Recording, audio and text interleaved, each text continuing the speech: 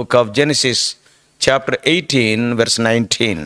ఈ దినపు ధ్యానము నిమిత్తమై వచనము ఆదికాండము 18వ అధ్యాయము 19వ వచనం నుంచి తీయబడింది. A small fragment of the whole verse. ఆ పెద్ద వచనములో ఒక చిన్న మాట, I know him. నేను అతనిని ఎరిగి ఉన్నాను. In Genesis 18:19, God explains why he has chosen Abraham. ఆదికాండము 18వ అధ్యాయము 19వ వచనములో దేవుడు అబ్రహామును ఎందుకు ఎన్నుకున్నాడు అనే మాటని దేవుడు ఇక్కడ వివరిస్తున్నాడు. And also what is expected of him as a part of his special calling.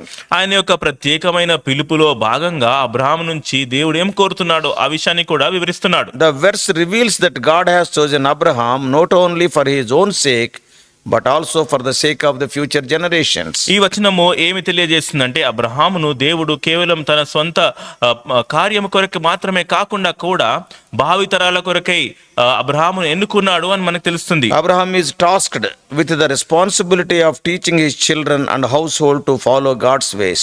అబ్రహాముకు దేవుడు ఒక బాధ్యత చెప్పినాడు. తన యొక్క ఇంటిలో ఉన్న తన పిల్లలు, తన ఇంటి వారందరికీ కూడా దేవుని యొక్క మార్గములు బోధించాలి అని. And also specifically focusing on doing what is right and what is just. ప్రత్యేకంగా ఏది సరైనదో, ఏది నీతివంతమైనదో ఆ కార్యము జరిగించాలి అనే మాట వారికి నేర్పించాలని. And this teaching is very crucial. ఈ యొక్క బోధించడము లేకపోతే నేర్పించడము చాలా ప్రాముఖ్యము. Why? ఎందుకు? Because it aligns Abraham and his descendants with God's plan. అబ్రహాముని అదేవిధంగా అబ్రహాము యొక్క సంతతి దేవుని యొక్క ప్రణాళికకు అనుగుణంగా ఆ యొక్క జీవించే విధానంలోనికి అది తీసుకొని వస్తుంది. Yeah, when they live like that, ఆ విధంగా వారు జీవిస్తే that will ensure that the promises made to Abraham will be fulfilled in their lives also. వారి జీవితాల్లో కూడా దేవుడు అబ్రహాముతో చేసిన వాగ్దానాలు జరిగించబడుటకు అది కారణంగా ఉంటుంది. And this verse underscores the importance of righteous living and justice. ఒక వ్యక్తి నీతివంతమైన జీవితము జీవించాలి ఎంత ప్రాముఖ్యమో ఆ విషయాన్ని కూడా ఈ యొక్క వచనము ఒత్తి చెప్తుంది. When you are following God, నువ్వు ఎప్పుడైతే దేవుని వెంబడిస్తావో righteous living and justice are integral parts of following God. నీతివంతమైన ఒక సరైన జీవితము దేవుని వెంబడించుటలో చాలా ప్రాముఖ్యమైన విషయాలు. It also highlights the role of family leadership and the transmission of faith to future generation. ఒక కుటుంబములో నాయకత్వము విషయము ఎంత ప్రాముఖ్యత దానికి ఉందో, తర్వాత తరములకు ఏ విధంగా ఆ విషయాన్ని ముందుకు తీసుకువెళ్ళాలో ఈ విషయాలు కూడా ఎంత ప్రాముఖ్యత ఉందో ఈ వచనంలో మనకు తెలుస్తుంది. Yeah, God not only interested in us but interested in our families also. దేవుడు మనలోనే తన యొక్క లేకపోతే తన ఇష్టత మనతోనే అంతమించదు కాదు, కానీ మన భావితరాలు తర్వాత వచ్చే మన యొక్క కుటుంబ సభ్యులు కూడా దేవుడు కోరుకుంటాడు. He wants us not only to serve individually, as families to serve him. దేవుడు మనము వ్యక్తిగతంగా తనని సేవించటం మాత్రమే కాదు, కానీ కుటుంబాలుగా కూడా ఆయనను సేవించాలని కోరుకుంటాడు. You can see jailer's family in Acts 16. అపొస్తలుల కార్యములు 16వ అధ్యాయంలో ఆ యొక్క చెరసాల అధిపతి యొక్క కుటుంబాన్ని మనం చూడొచ్చు. We can see about Noah in the book of Genesis. ఆదికాండంలో చూస్తే నోవహు యొక్క కుటుంబంలో మనం చూడొచ్చు. Joshua says, I and my family. యెహోషువ అంటున్నాడు, నేను నా ఇంటి వారు. So the desire of the Lord is not only you as an individual worshipper or follower, but as families we have to follow. దేవుని యొక్క ఆశా కోరిక ఏంటంటే కేవలం నువ్వు ఒక వ్యక్తిగత విధానములో దేవుని ఆరాధించుట, దేవుని వెంబడించుట మాత్రమే కాకుండా కుటుంబముగా అందరూ కూడా దేవుని వెంబడించి ఆరాధించాలని. This verse is a part of the conversation between God and Abraham. ఈ యొక్క వచనము అబ్రహాముకు దేవునికి మధ్యన సంభాషణలో ఒక భాగము. Where here God is considering whether to reveal his plans regarding Sodom and Gomorrah to Abraham. దేవుడు సొదొమ గొమొర పట్ల తనకున్న ప్రణాళిక, తనకు ఉన్న ఆలోచనను అబ్రహాముకి తెలియపరచాలా లేదా అని దేవుడు ఆలోచిస్తున్నాడు. By this point in Genesis, ఈ సమయానికి ఆదికాండములో God has already made several significant promises to Abraham. అప్పటికే దేవుడు ఎంతో చాలా ప్రాముఖ్యమైన వాగ్దానాలు అబ్రహాముతో చేసుకున్నాడు. Yeah, including the promise to make him the father of great nation. గొప్ప జనాంగానికి తండ్రిగా చేస్తాను అనే వాగ్దానంతో కూడా. So Genesis 18:19 comes just before God discloses the fate of Sodom and Gomorrah to Abraham. ఆదికాండము 18వ అధ్యాయం 19వ వచనము సొదొమ గొమొర్రాల యొక్క భవిష్యత్తు లేకపోతే వారు అక్కడ జరగబో ఆ సంఘటనల గురించి చెప్పక మునుపు ఈ వచనం మనం చూస్తాము. And that established Abraham's role as a mediator who will intercede on behalf of those cities. ఆ పట్టణాల తరపున ఒక విజ్ఞాపనకర్త అనే ఒక పాత్ర అబ్రహాము పోషిస్తున్నాడు అనే విషయాన్ని దృఢీకరిస్తుంది ఈ వచనం. So the historical context reflects a time when family leadership was of utmost importance. ఆ యొక్క చారిత్రాత్మక సందర్భం మనం చూసుకున్నట్లయితే ఒక కుటుంబంలో నాయకత్వము ఎంత ప్రాముఖ్యమో, ఎంత ముఖ్యమైన విషయమో ఈ వచనం ద్వారా మనకు తెలుస్తుంది. Patriarchs like Abraham were expected to lead their families in faith and righteousness. Abraham వంటి పితరులు వారి యొక్క కుటుంబాలను నీతిలో, అదేవిధంగా విశ్వాసములో వారిని నాయకత్వం వహించాలని వారి నుంచి కోరుకున్నాం. Like that their covenantal promises can be continued to the next generation. తద్వారా ఆ యొక్క నిబంధన వాగ్దానములు భావితరాలలో కూడా వాటి జరిగించబడాలని. Theologically speaking, this verse highlights several key concepts. వేదంగా చూసుకున్నట్లయితే ఈ యొక్క వచనము చాలా ప్రాముఖ్యమైన విషయాలు ఎత్తిపట్టి చూపిస్తుంది. First, మొదటిగా it emphasizes divine election, where God chooses individuals for specific purposes. దైవిక ఎన్నిక, ప్రత్యేక విషయాల కొరకై దేవుడు వ్యక్తులను ఏ విధంగా ఎన్నుకుంటాడో ఆ విషయాన్ని ఈ యొక్క వచనము ఎత్తిపట్టి చూపిస్తుంది. Abraham's selection is tied to his role in guiding his family and descendants in the ways of God. Abraham యొక్క ఎన్నిక తన యొక్క కుటుంబముని, తన యొక్క సంతతిని దేవుని యొక్క మార్గములో నడిపించుట అనే యొక్క పని కొరకై ఎన్నికబడ్డాడు అనే విషయాన్ని మనం చూస్తాము. Secondly, రెండవదిగా the verse underscores the importance of moral responsibility and ethical living as a central fulfilling God's promises. దేవుని యొక్క వాగ్దానాలు పరిపూర్ణముగా జరగబడుటకు దానికి కావలసిన విషయాల్లో చాలా ప్రాముఖ్యమైన విషయాలుగా That is, moral responsibility is important. ఒక నైతిక బాధ్యత తీసుకోవడం చాలా ప్రాముఖ్యం. ethical living according to the principles. దేవుని యొక్క నియమానికి అనుసారముగా ఒక నీతివంతమైన జీవితము జీవించాలి. These are very important things so that the covenant of God can continue. ఇవి చాలా ప్రాముఖ్యమైన విషయాలు. దేవుని యొక్క నిబంధన ఇంకా ముందుకి వెళ్ళాలి, లేకపోతే కొనసాగాలి అంటే. God's covenant with Abraham includes expectations that Abraham and his descendants will live in a way that reflects God's justice and righteousness. దేవుని యొక్క వాగ్దానం అబ్రహాముతో, ఆ వాగ్దానములో ఈ విషయం కూడా కూడి ఉంది. అబ్రహాము యొక్క సంతతి ఏ విధంగా God's justice and righteousness they should walk. ఏ విధంగా వారు దేవుని యొక్క నీతి, దేవుని యొక్క తీర్పు, దేవుని యొక్క అడుగుజాడల్లో వారు నడవాలి అనే ఒక విషయము. So what does it mean? దాని అర్థం ఏంటి? The God's promises are connected with human obedience. దేవుని యొక్క వాగ్దానములు మనుషుని యొక్క విధేయతతో కట్టబడి ఉన్నాయి. No doubt God's promises are very sure. దేవుని యొక్క వాగ్దానాలు ఖచ్చితంగా ఉన్నాయి. They are often realized through the faithfulness and actions of those he has chosen. ఎవరైతే ఆయన ఎన్నుకున్నాడో వారి యొక్క విశ్వాస్యత, వారి యొక్క విధేయత ద్వారా అవి జరిగింపబడుతున్నాయి. God may promise something, దేవుడు ఒకటి వాగ్దానం చేయవచ్చు, but God expects obedience from you.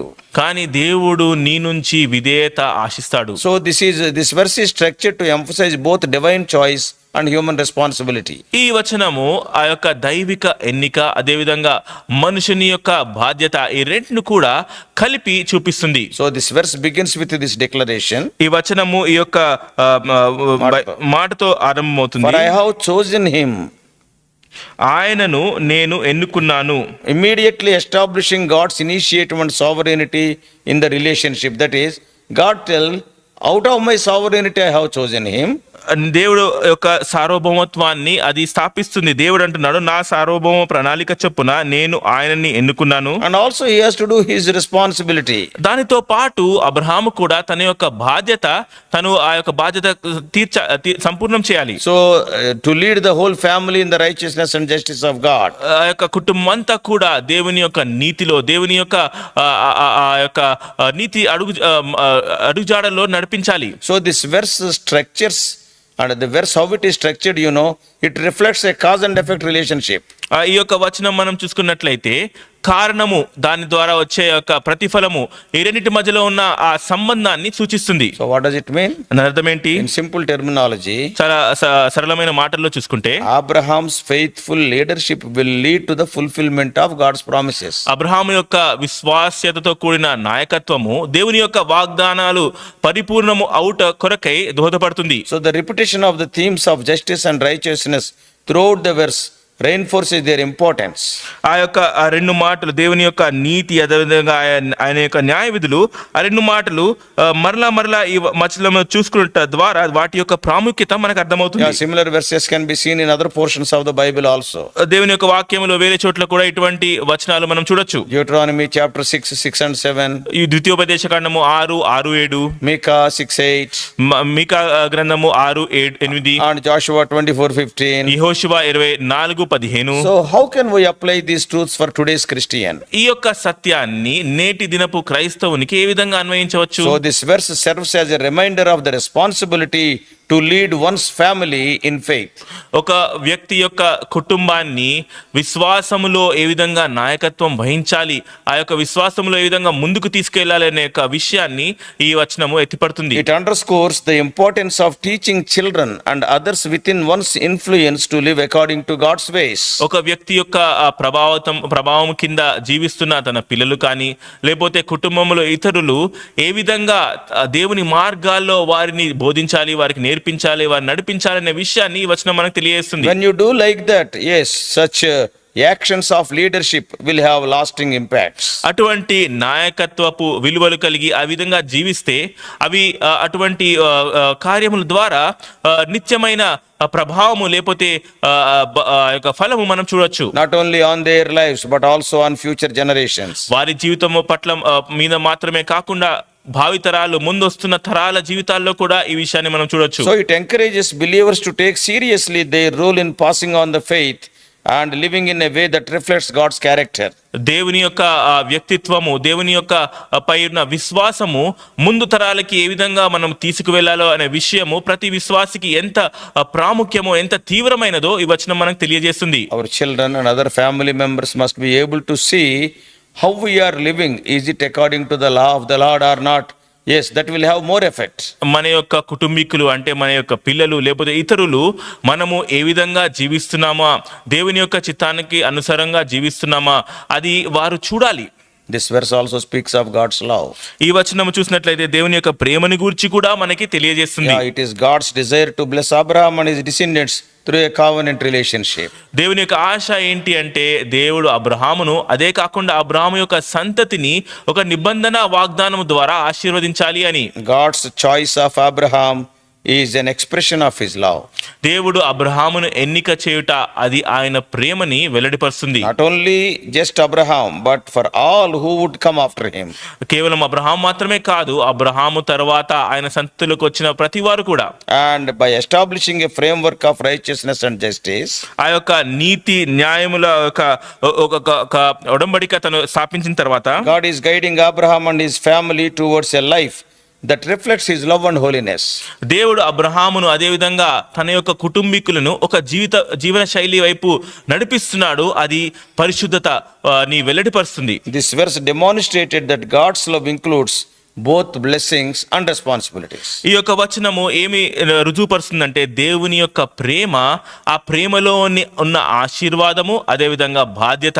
And he desires his people to live in a way that honors him and reflects his nature in this world. అదే విధంగా తన యొక్క ప్రజలు తనని ఘనపరిచే విధానము లేకపోతే ఘనపరిచే జీవన శైలి జీవించాలి అనే యొక్క కోరిక ప్రభువులో ఉంది అని, దేవునిలో ఉందని మనకు తెలుస్తుంది. So in the latter days, ఆఖరి దినాల్లో see Jesus as the descendant of Abraham is the ultimate fulfillment of the promise that through Abraham what God made. తరువాత దినాల్లో మనం చూసుకున్నట్టుగా యేసుక్రీస్తు ప్రభు అబ్రహాము సంతానముగా ఆ యొక్క వాగ్దానం యొక్క పరిపూర్ణత లేకపోతే జరిగించుట మనం చూస్తాము. All the families of the earth will be blessed by your seed means it is through Jesus Christ. నీ యొక్క సంతతి ద్వారా లోకములో ఉన్న జనులందరూ ఆశీర్వదింపబడతారు అంటే దాని అర్థము అది యేసుక్రీస్తు ద్వారానే. That's what we read in Galatians 3:16. అదే మనము గలతీయులకు రాసిన పత్రిక 3:16 వచనంలో చదువుతాము. And Lord Jesus Christ is the perfect embodiment of righteousness and justice of God.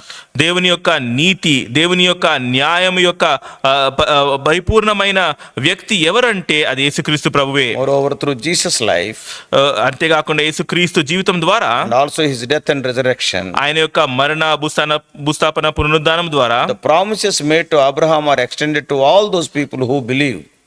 అబ్రహాముకు చేయబడిన వాగ్దానాలన్నీ కూడా యేసుక్రీస్తులో విశ్వసించిన వారందరికీ అవి పొడిగించబడుతున్నాయి. And making them part of Abraham's spiritual family. వారందరూ కూడా అబ్రహాము యొక్క ఆత్మీయ కుటుంబీకులుగా చేయబడుతున్నారు. So if you are a child of God, నువ్వు దేవుని యొక్క బిడ్డ అయితే you are also a family member of Abraham. నీవు కూడా అబ్రహాము కుటుంబానికి చెందినవాడు. And so we are having some responsibilities and also blessings. నీకు నాకు కొన్ని బాధ్యతలు ఉన్నాయి, కొన్ని ఆశీర్వాదాలు ఉన్నాయి. I am very sorry to say, ఎంతో దుఃఖంతో చెప్తున్నాను, many of the families this leadership is not there. చాలా కుటుంబాల్లో ఈ నాయకత్వము అనేది లేదు. I am not talking about worldly leadership or physical leadership. నేనేదో భూ సంబంధమైన, లోక సంబంధమైన, శరీర సంబంధమైన నాయకత్వం గురించి The మాట్లాడలేదు. spiritual ways are you teaching to your children? ఆత్మ సంబంధమైన నియమాలు, ఆ యొక్క కట్టడలు నువ్వు నీ యొక్క కుమార్తెలకు బోధిస్తున్నావా లేదా? Physical side we are all experts. ఆత్మ శరీర సంబంధమైన విషయాల్లో మనం ఎంతో శ్రేష్ఠులము, లేకపోతే చాలా తెలిసిన వారు. We are purchasing 2 or 3 flats. వారి కొరకే 2-3 ఇల్లులు మనం కొంటాము. And we are purchasing a car. ఒక car కొంటాము.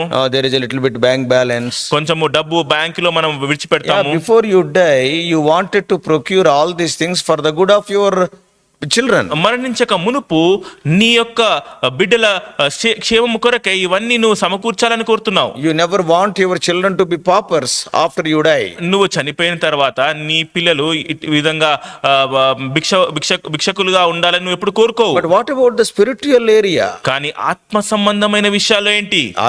What you are giving to them before you die? నువ్వు మరణించక మునుపు వారికి నువ్వేమిస్తున్నావు? What about the righteousness of God? దేవుని యొక్క నీతి గురించి ఏంటి? What is the faith they must cultivate? ఎటువంటి విశ్వాసము వారి జీవితాల్లో వారు నేర్చుకోవాలి? What kind of love they have to exhibit? ఎటువంటి ప్రేమ వారు చూపించాలి? Are they born again or not?